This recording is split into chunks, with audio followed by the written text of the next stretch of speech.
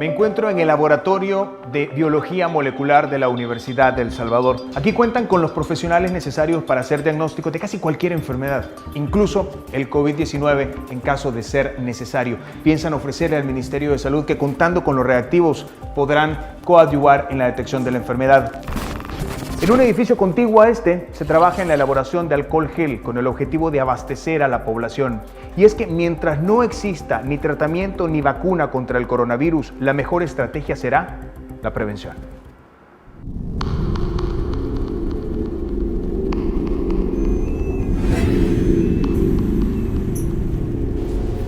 Si el virus se mueve con la gente, la mejor opción para frenarlo es reducir su movilidad al mínimo. Y para ello es fundamental que aquella que sea necesaria debe hacerse de forma segura. Y eso es tan sencillo como utilizar guantes para evitar entrar en contacto con superficies que puedan ser portadoras del virus, mascarillas para reducir las secreciones y, si tiene gripe, por favor, quedarse en casa. En superficies cerradas como esta, un estornudo pone en riesgo de contagio a todos los pasajeros.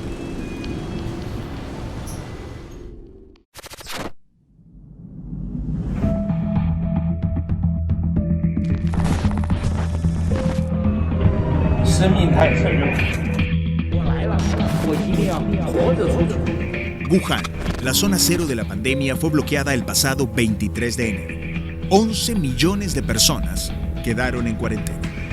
Los medios de transporte desde, hacia y al interior de la ciudad fueron cortados. Se ordenó el cierre de lugares públicos como cines y cafeterías. El gobierno ordenó enviar suministros para evitar una situación de escasez en supermercados. Pronto, las medidas se ampliaron a otras ciudades hasta cubrir aproximadamente a 60 millones de personas. Para la primera semana de febrero, ciudades como Wenzhou, Hangzhou, Ningbo y Taizhou solo permitían salir de casa a un miembro de la familia cada 2 días. Para ello, debían usar un documento que era sellado por agentes desplegados en la entrada de complejos residenciales. A los sistemas de videovigilancia y reconocimiento facial, la tecnología china sumó la posibilidad de detectar la temperatura de las personas con el objetivo de poder ubicar a posibles portadores del virus en espacios públicos como plazas, subterráneos o metros. Una aplicación llamada Alipay Health Code asignaba a las personas colores verde, amarillo o rojo según tengan permitido entrar a espacios públicos o, en su defecto, les ordena una cuarentena en casa. Las autoridades también desarrollaron una aplicación que permite al usuario saber si ha estado cerca de alguien infectado. En un vuelo, por ejemplo, todos los pasajeros en la misma fila y 3 filas por delante y por detrás darían positivo en el contacto cercano. En un tren cerrado con aire acondicionado, todos los pasajeros y personal se considerarían en contacto cercano. Las medidas extremas parecen haber dado resultado. En Wuhan dan por superada la peor parte de la pandemia. Corea del Sur detectó el primer caso de COVID-19 el 20 de enero y capitalizó la experiencia adquirida contra otras epidemias como el síndrome respiratorio de Oriente Medio, MERS, en 2015. Apostó por la información. Los desplazamientos de sospechosos de tener el virus eran rastreados por videovigilancia, uso de tarjetas de crédito, incluso ubicación de celulares. Los datos eran publicados mediante mensaje de texto que informaban a los vecinos cuando un caso era detectado cerca de su comunidad e implicaba riesgo de contagio. Esto llevó a que Corea del Sur hiciera la mayor cantidad de pruebas de confirmación, un promedio de 10.000 al día, gracias a 500 clínicas habilitadas para ello y más de 40 ambulantes. Detectar los casos a tiempo, incluso los asintomáticos, permitió tratarlos oportunamente, reduciendo la presión sobre el sistema de salud que se concentraba en los más graves. Mientras tanto, el mundo continúa esperando un tratamiento y una vacuna contra el COVID-19. Pero el consenso científico es que no será rápido. El protocolo consta de varios pasos. La fase 0, que implica pruebas en animales y que debe demostrar que el medicamento es efectivo contra la enfermedad sin destruir tejidos vivos. La fase 1 son pruebas en humanos, decenas de voluntarios que servirán para medir efectos secundarios y gradualidad. La fase 2 también es con pruebas en humanos, centenares de pacientes que sirven para medir el grado o las dosis. La fase 3 compara en humanos si el nuevo medicamento es mejor que los ya existentes o, en este caso, mejor que un placebo. La fase 4 controla en humanos los efectos secundarios menos frecuentes. En promedio, hablamos de 10 a 15 años para dar con un nuevo medicamento. Estados Unidos, sin embargo, planea probar uno ya existente usado contra la malaria: la hidroxicloroquina. It is known as a malaria drug and it's been around for a long time and it's very powerful. But the nice part is it's been around for a long time. So we know that if things don't go as planned, it's not going to kill anybody. Sin embargo, la FDA matiza el optimismo de Trump. We need to make sure that the sea of new treatments will get the right drug to the right patient at the right dosage at the right time. En cuanto a la anhelada vacuna contra el COVID-19, hay 35 empresas farmacéuticas, más otras instituciones científicas trabajando en ello, la mayoría en fase de experimentación. China acaba de recibir permiso para las pruebas en humanos, tras superar la fase 0 en monos araña. Estados Unidos está ya en la fase 1, es decir, pruebas sobre humanos voluntarios, gracias a un permiso especial que autorizó saltar pruebas en animales a cambio de más controles durante la primera fase. Sin embargo, difícilmente estarán listas antes de un año.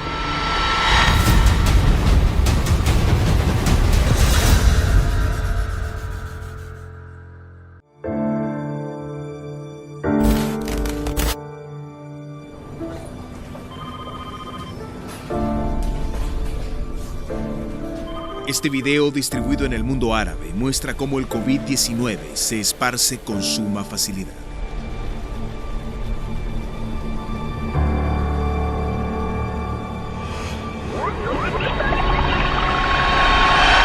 Según las Naciones Unidas, la población del mundo es de 7.700 millones de personas. Y si ponemos una tasa de mortalidad del 1%, que ojo, no es el 1% de la tasa de mortalidad, eso equivaldría a 46 millones de muertos. El equivalente a 7 holocaustos nazis, juntos. Esta simulación por computadora fue usada por el presidente Bukele para explicar el impacto de la epidemia en el sector salud, sin cuarentena. Con cuarentena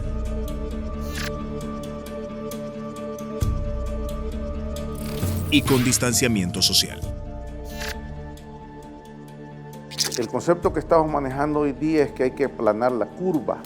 No significa que vamos a evitar totalmente la circulación del virus, pero al ralentizar, al hacer lento su diseminación, primero nos permite ganar tiempo para hacer los preparativos necesarios para atender apropiadamente a los pacientes que se van a generar, y en segundo lugar, el número de pacientes que se van a producir demandando servicios va a ser menor. La mortalidad del COVID-19 no es alta, pero su expansión es enorme y capaz de sobrepasar rápidamente los recursos de los sistemas de salud más robustos del mundo. Si ya tenemos verdaderos problemas, no vamos a poder estar atacando a las enfermedades convencionales y los nuevos brotes de enfermedad. Las unidades de cuidados intensivos son el más alto nivel de atención médica, la frontera entre la vida y la muerte. El costo varía según algunos médicos consultados por el equipo de investigaciones. Hablan de $1,000 por día en el sector público y $5,000 día en el sector privado. Los países de primer mundo tienen aproximadamente entre 6 y el 10% de camas. De todas las camas en general que tiene su sistema hospitalario son camas de unidad de cuidados intensivos. En el país rondamos, el sistema público de salud ronda las 70 camas. En Alemania, la canciller Angela Merkel dijo que un 70% de la población alemana podría contraer COVID-19. En Italia, del 100% de los pacientes, un 10% requirió atención en unidades de cuidados intensivos, por lo menos hasta la semana pasada. Si tomamos ambos datos, y los traemos a la realidad salvadoreña, asumiendo que el país tiene 6 millones de habitantes, estaríamos diciendo que un 70% serían 4.200.000 compatriotas enfermando por COVID. Y de estos, un 10% serían 420.000 personas demandando atención en unidades de cuidados intensivos. La mitad serían 210.000 personas. Incluso en el escenario más optimista, el reto para el sistema de salud salvadoreño es enorme. Los que piensan, yo puedo ir a un hospital privado y tener una atención excelente, si esto se convierte en lo que ha pasado en España o en Italia, nadie va a poder estar en un hospital privado. Y no porque el gobierno lo decida así, sino porque no hay suficientes camas. El gobierno salvadoreño planea una inversión millonaria para mejorar nuestra capacidad de respuesta. Vamos a construir el hospital más grande de Latinoamérica. Para eso el gobierno invertirá alrededor de $70 millones solo en este centro. Tendremos 300 unidades de cuidados intensivos. Pero el tiempo y el recurso humano son factores en contra.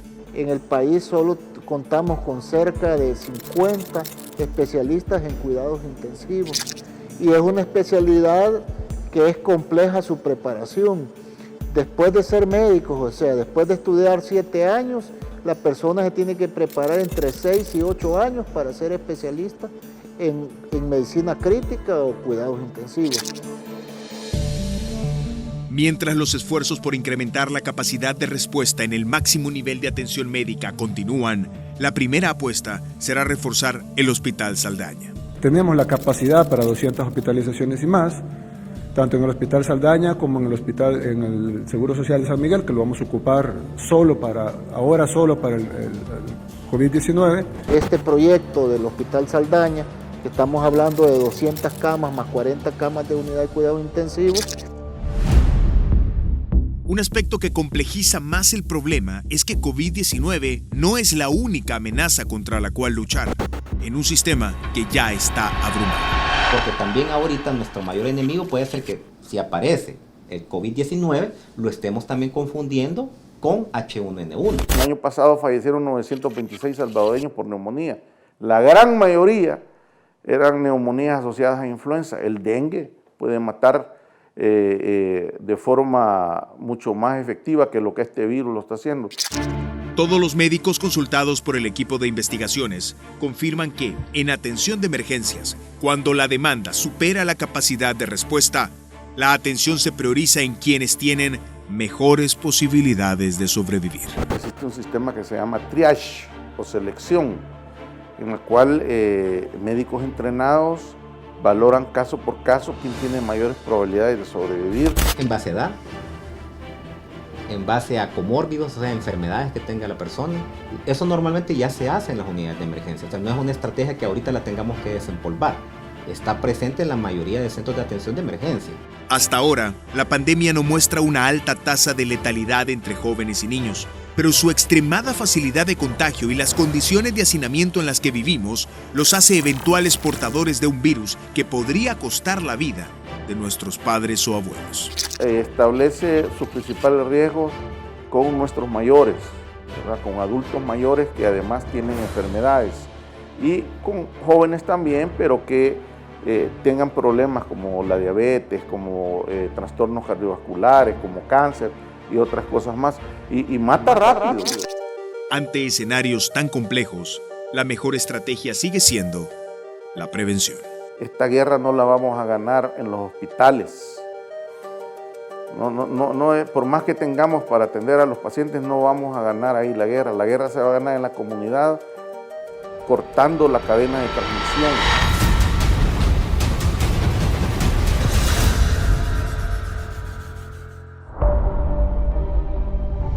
Las decisiones del Ejecutivo se han adecuado a la evolución de la pandemia.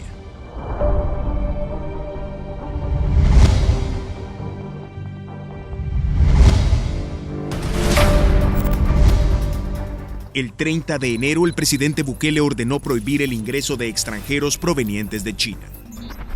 Los nacionales irían a cuarentena. El 25 de febrero, extendió la medida a Corea del Sur e Italia.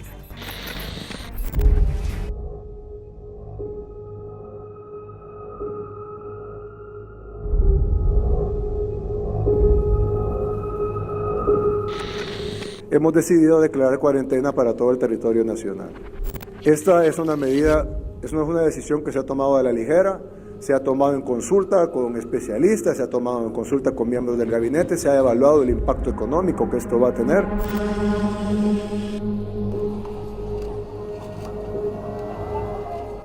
La medida tomó por sorpresa a viajeros en tránsito.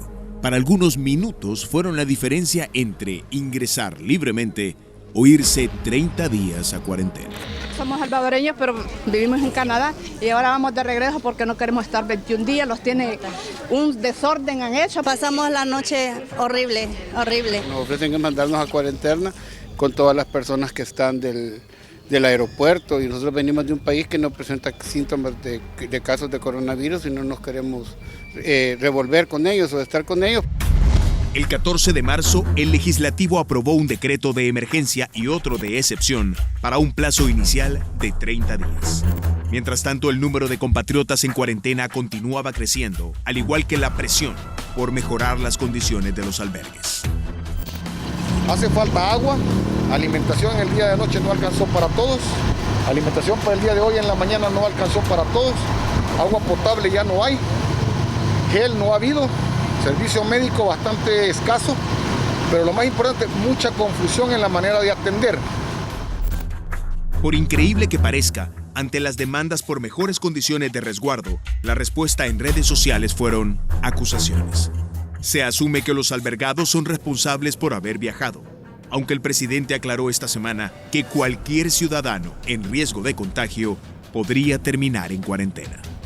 800 habitaciones. Con convenios en los hoteles los vamos a cerrar sanitariamente y vamos a establecer habitaciones de cuidado, es decir, no está en el hospital, pero está en una habitación donde no está contagiando a nadie y donde se le está dando cuidado y monitoreo. Lo injusto para los más de 2.300 salvadoreños que guardan cuarentena en los albergues es que mientras ellos asumen el distanciamiento para protegerse a sí mismos, a sus hogares y a su comunidad, el problema llegó por quienes intentaron escapar de ese resguardo. Los puntos ciegos se convirtieron en el eslabón débil del cerco epidemiológico. Oficialmente ya tenemos un caso de COVID-19 en El Salvador. El paciente es una persona que presumimos, y digo presumimos porque no tenemos su salida migratoria hacia Italia, pero no tenemos su ingreso. Y por lo tanto presumimos que debió haber entrado por un punto ciego. El esfuerzo ahora se centra en reducir al mínimo la cadena de contagio y combatir el brote. Preventivamente he ordenado un cordón sanitario alrededor del municipio de Metapán, el cual está siendo ejecutado ahorita por nuestra Fuerza Armada. La porosidad de nuestras fronteras ha sido aprovechada durante años para el tráfico de personas, mercancías y drogas, pero nunca fue tan peligroso para el país entero como ahora. El problema, sin embargo, no es la frontera, sino la actitud irresponsable de algunos compatriotas. Viene, entra y hasta este momento nos hemos dado cuenta. Lo hemos mandado a la casa a pasar cuarentena, pero es ingrato porque él tenía que avisar, sabiendo las medidas drásticas que estábamos tomando, poniéndonos en riesgo a todos los que laboramos, a ustedes y a todos los empleados de esta asamblea. Se van a tomar las acciones necesarias con este tipo de casos porque no se debe permitir que ningún tipo de salvadoreño, de ningún tipo de gremio, pueda exponer al resto de la población. Y mucho menos una infectóloga, en este caso, hablándolo directamente, que es la persona que tal vez más sabe cómo se transmiten las enfermedades y que debería estar consciente y en su actuar. Creemos que el conocimiento debe ir de la mano con la responsabilidad y cuando uno es especializado en una área debe ser mucho más consciente en lo que atañe a sus áreas. Hemos decidido decretar una cuarentena domiciliar completa en el territorio nacional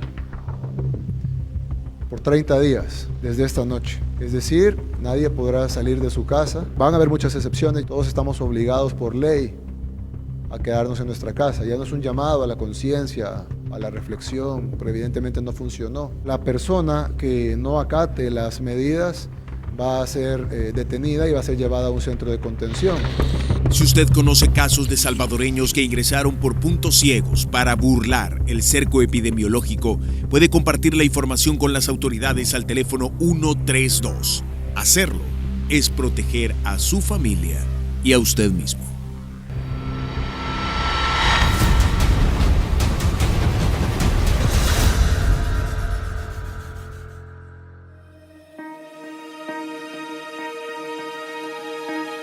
Lo primero creo que es entender que es normal tener cierto nivel de nerviosismo. La línea está en que no se nos debería salir de las manos. Si se nos sale de las manos cuando ya no nos deja dormir bien, cuando ya no nos deja enfocarnos en todas las otras cosas que están pasando en nuestra vida. La psicóloga Dina Semch trabaja a distancia con personas que cumplen cuarentena en albergues y conoce de primera mano el estado emocional que tienen. Muchos de ellos han dejado su trabajo de golpe, muchos de ellos son las cabezas económicas de sus hogares, muchos de ellos estaban a cuidado de niños, al cuidado de personas mayores y tienen que solucionar eso con medios sumamente contados, sin tan siquiera poder decir esto va a terminar en tal momento y en tales circunstancias. Todo eso realmente genera niveles de ansiedad enormes.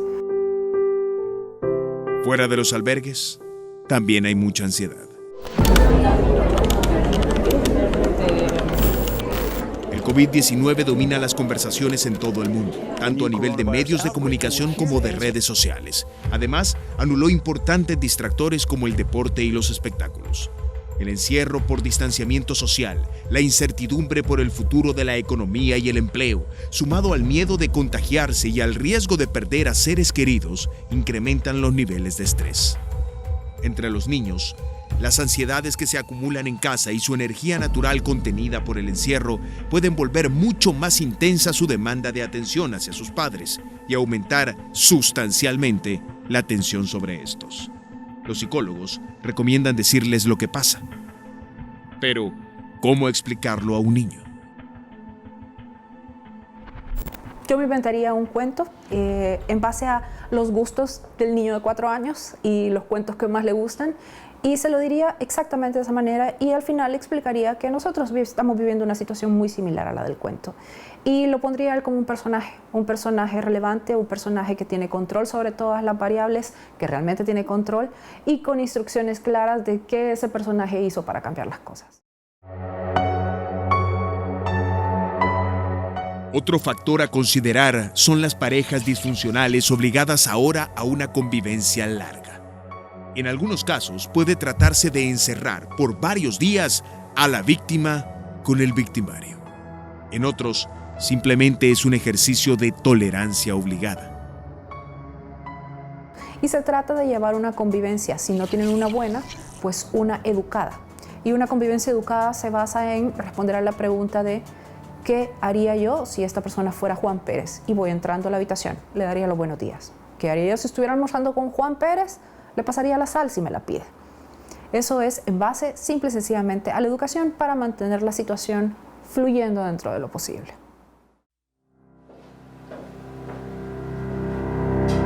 Para la doctora Cindy Orellana, nutrióloga y especialista en psicología del comportamiento humano, el miedo y la ansiedad impulsan a una alimentación peligrosa, particularmente para quienes padecen de enfermedades crónicas. Primero, tenemos que aprender a canalizar lo que nos está alterando. Esta intranquilidad, ¿de qué manera? Aprender ejercicios de relajación, de respiración. Muchas veces no conocemos, son 10 segundos inhalando, sosteniendo ese aire dentro. Esa es una adecuada respiración y 10 segundos a la hora de exhalar, es decir, sacar el aire. Esa es una de las técnicas más sencillas que usted puede hacer en casa. No menos importante es dormir lo suficiente. Usted previene en un 35% que no le dé un infarto cardíaco o un infarto cerebral.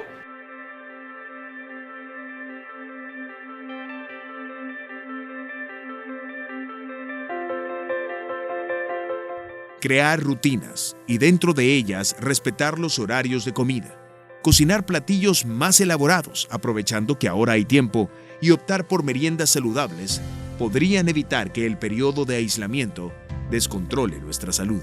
Nos puede dar ansiedad también estar encerrados y debemos de controlar esta ansiedad. ¿Y cómo? Pues hágase un horario, haga ejercicio también en casa.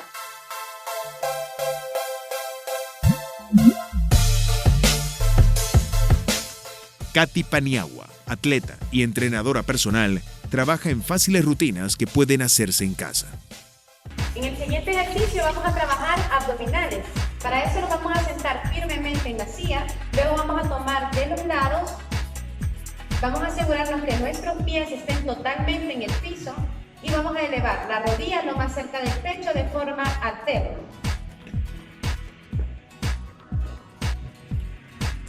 Vamos a sujetar fuertemente las caderas, nos vamos a asegurar que los pies estén totalmente haciendo contacto con el piso, nos paramos, avanzamos hacia la andadera y aplaudimos arriba de nuestra cabeza.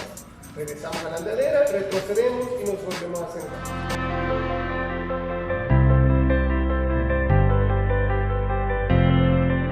Si cuidamos los niveles apropiados de sueño, alimentación y ejercicio, la experiencia del resguardo o el distanciamiento social será sin duda difícil, pero no tiene por qué ser traumática. Yo no me doy por vencido. Yo quiero un mundo contigo. No me vale la pena esperar y esperar y esperar un suspiro. Una señal del destino. No me canso, no me rindo, no me doy por vencido. Conociendo lo que sucede en el mundo con el COVID-19, es imposible no sentir angustia o temor, y está bien. Pero tenemos que tener en claro que cuando los liderazgos toman las decisiones correctas y los pueblos colaboran, el daño puede minimizarse, como lo demuestra Wuhan, donde se da por superado, o Corea del Sur. Pero aquí, compatriotas, es importante que tengamos claros que seremos tan fuertes como el eslabón más débil. Un irresponsable nos pone en riesgo a todos. Por eso, compatriotas, por sentido común, por respeto a los demás, por amor a la familia, hagamos lo que nos corresponde. A nombre del equipo de investigaciones especiales y de este servidor Federico Celedón, muchas gracias por su sintonía. Pasen muy buenas noches.